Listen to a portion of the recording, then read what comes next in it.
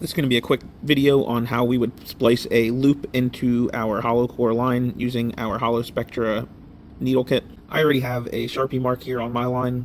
That's just showing me where I want to start my loop. This is going to be the beginnings of a wind-on leader, so I'm going to splice this loop and I'll take you through the steps. Select the right size loop needle. This one's slightly thinner than the diameter of the line I'm using. That should be about perfect. The next thing you want to do is insert your needle into the hollow core. You want the needle to be on the inside of the line. Sometimes it takes a few tries. Now that the needle is inside the line, you're going to slowly work the needle down through the line. What I like to do for making these loops is decide how big you want your loop, lay your tag end down here, and you're going to figure out how long you need to go through this line with the needle. You want to leave about 1.5 inch or 2 inch tag past the end of the needle, just like this. The next step is going to be to push the needle out through the main line here and work the needle down inside the line. The next thing I like to do is take the tag end and you're going to go through your loop end of the needle. I like to fold it over like that, as it helps it slide through the inside of the carrier easier.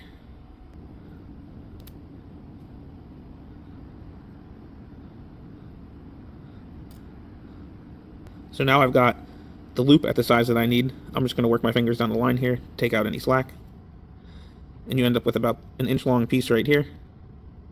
And you're going to reinsert that into the main line using the same loop needle that you used to do the first part. You want to be about 1/16 of an inch back from where you came out at. And you only need to go just as far as the tag end's going to need, so that's plenty here.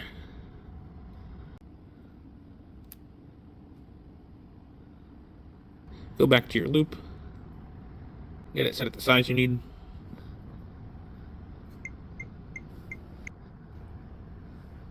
And what you've got is a knotless loop spliced here. What I like to do is get your choice of knot glue and just do a little bit right here on the end, on only the section that you went back into the line with. That'll help everything stay nice and tight. The next step is going to be splicing the monofilament or fluorocarbon into the hollow core line. What you're going to want to use is one of our hollow needles. They come in a variety of sizes, just depending on the diameter line you're using. This one should be perfect for our purpose here. What I like to do is put a bend in the line just like this. It's going to help keep it inside the needle. You'll see what I'm talking about here. Now that's in here good. So this process that I'm doing now is just one of the many ways that you can splice monofilament into your hollow core. What I like to do here is leave about 1 foot of tag end in your hollow core, and I'm going to take this needle and enter into the hollow core.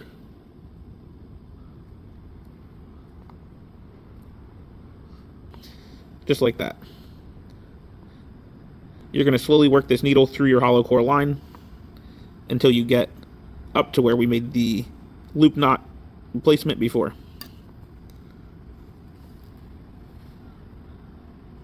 Alright, so I am just getting to the end right now.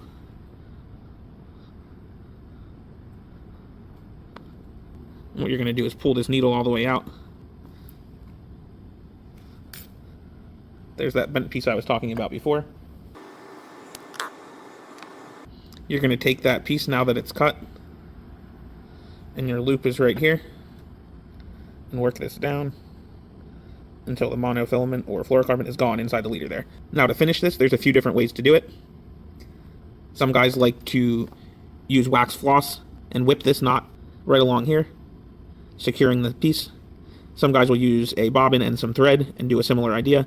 Another easy way to do it that I'm going to do here for you is to just tie a series of half hitches with this tag end that we've left. So the first half hitch is going to sit just like that, and you're going to want to snug it down really tight.